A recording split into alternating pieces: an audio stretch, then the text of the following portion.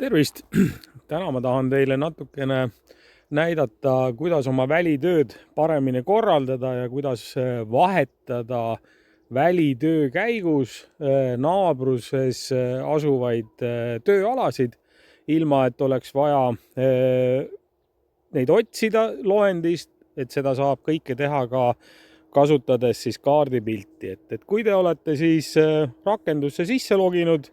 teil on enda poolt juba loodud kliendid, te teate, millise kliendidega parasjagu tööle hakkate, valite kliendi ja nüüd on teil tavaliselt siis näha selle kliendi pooleli olevad tööd, ehk siis tavaliselt need tööd, mille te olete siis enamasti kodustes tingimustes mugavalt suure arvuti taga valmis teinud. Nagu te näete, on need tööd teil olemas siin loendis, aga just nimelt tahan täna näidata ka seda, et kui te valite mobiiltelefonil selle luubi vasakult poolt ülevalt, ehk siis vahetate kihtide loendi halduri kaardivaate vastu, siis te näete ka enda asukohta juba, sest et vaikimisi on asukoha jälgimissüsteem tavaliselt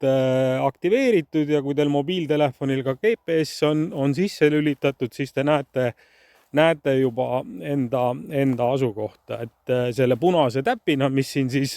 põllu peal on. Ja kui siis te siia juba liigute põllu sisse ära, nii et te olete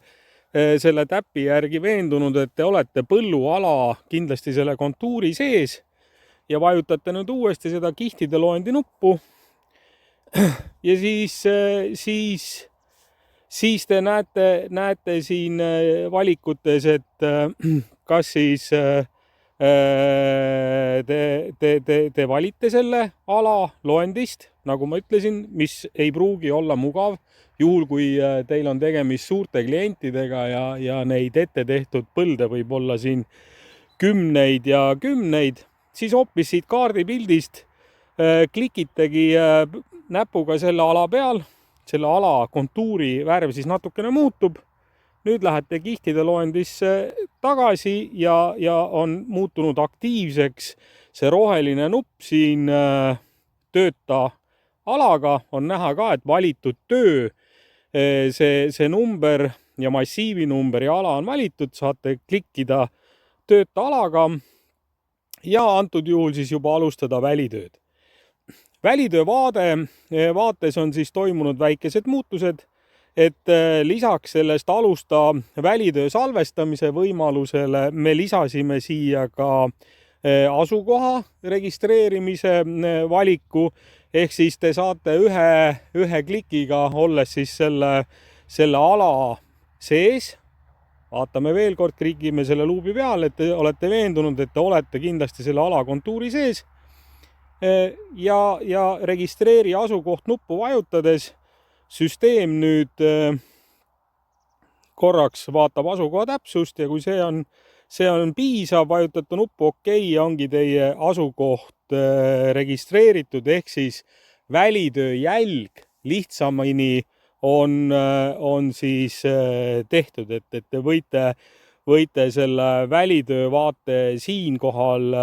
kinni panna ja siis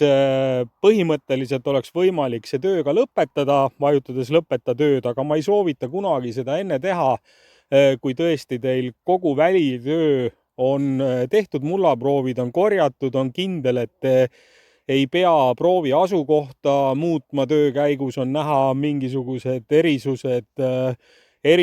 põllul või peate lausa mõne proovipunkti lisama, ehk siis ärge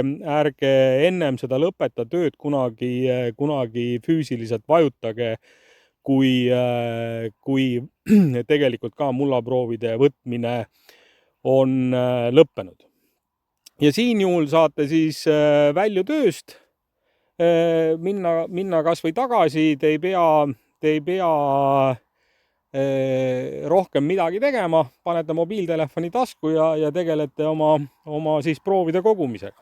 Aga nüüd et kuidas vahetada siis ala.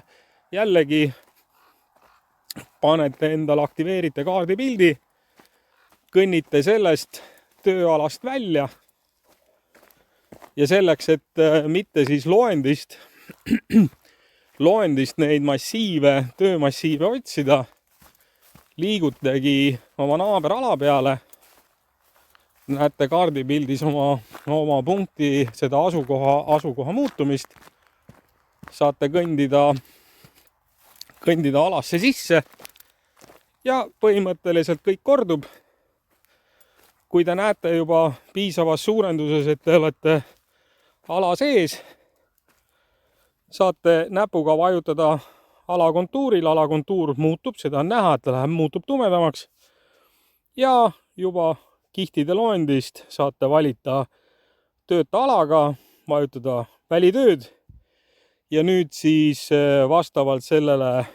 milline on teie siis kas netilevi ja või üldse olukord, et kas te siis kasutate välitöö jälje salvestamist või taas selle kiirvõimalust registreerida oma asukoht ja töötate alaga edasi. Ja see võiks olla